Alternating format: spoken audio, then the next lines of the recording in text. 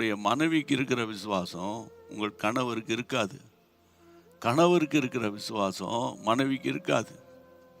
சரி, கணவன் மனைவிக்கு இருக்கிற விசுவாச ஜீவியம் பிள்ளைகளுக்கு இருக்காது. அப்போ நீங்கள் உடனே அவங்கள கண்டம் பண்ணிடக்கூடாது. கண்டம்னேஷனே இருக்கக்கூடாது.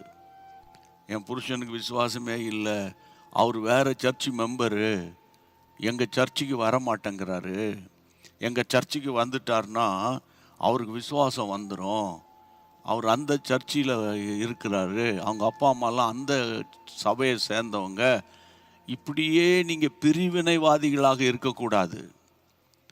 உங்களுடைய விசுவாசத்தின் அளவினால, உங்களுடைய விசுவாசத்தினால, உங்கள் விசுவாச ஜபத்தினால உங்கள் கணவரை, புருஷனை ஆதாயப்படுத்த முடியும்.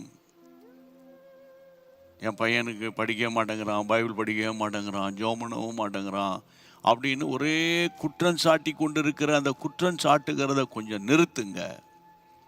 உங்கள் பிள்ளை அவனுக்கு விசுவாசம் இருந்தால் தான் பைபிள் எடுத்து படிப்பானே, அவனுக்கு அதில் விசுவாசம் இல்லை.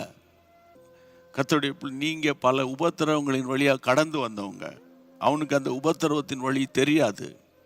அப்போ நீங்கள் அந்த விசுவாசத்தில் பலவீனமான உங்கள் மகனை சேர்த்துக்கிடணும். ஆனால் அவர்கள் யார்? உங்களுடைய மனைவி தானே, அவர்கள் யார்? உங்களுடைய கணவன் தானே. அப்போ அவர்களுக்கு முன்பாக உங்களுடைய நடக்கை நிமித்தம், உங்களுடைய நல் நடக்கையினால் அவர்களை ஆதாயப்படுத்தி கொள்ளணும் தான் பைபிளில் படிக்கிறோம்.